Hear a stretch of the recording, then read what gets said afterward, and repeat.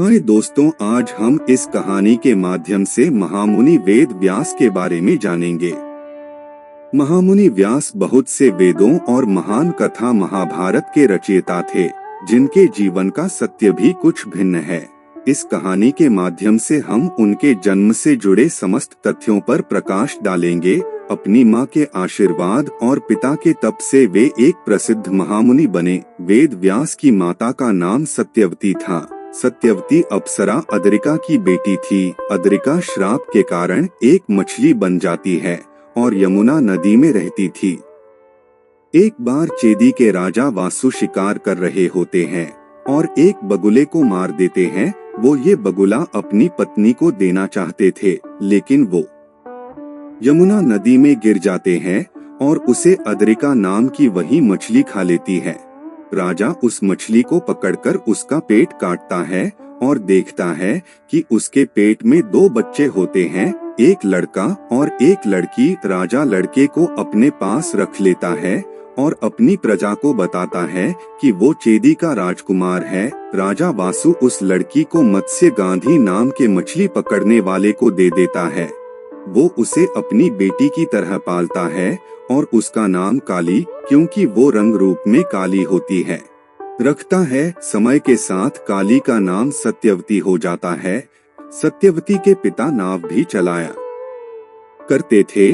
सत्यवती अपने पिता के काम में उनकी मदद किया करती थी। सत्यवती अब बड़ी हो जाती है और उनके पिता उसके लिए योग्य वर तलाशने लगते हैं।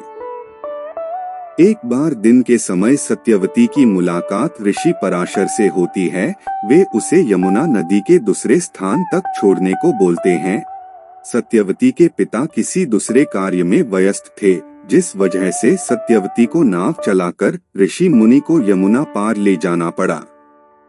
ऋषि मुनि सत्यवती के रूप से मोहित हो जाते हैं और विवाह के पहले संबंध बनाने का आग्रह करते हैं, लेकिन सत्यवती यह कहकर मना कर देती है कि वो ब्राह्मण है और सत्यवती मामूली मछली पकड़ने वाले की बेटी। ऐसा करने से उनके कुल की प्रतिष्ठा मिट्टी में मिल जाएगी। ऋषि मुनि सत्यवती की बात नहीं मानते हैं। तब सत्यवती ऋषि मुनि के श्राप के डर से उनकी बात मान जाती है, लेकिन उनके सामने एक शर्त रखती है।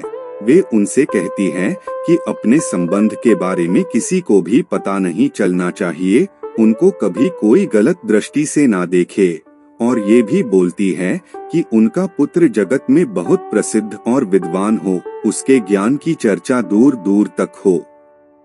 ऋषि मुनि उनकी ये बात मान जाते हैं और वेद व्यास के जीवन की शुरुआत होती है।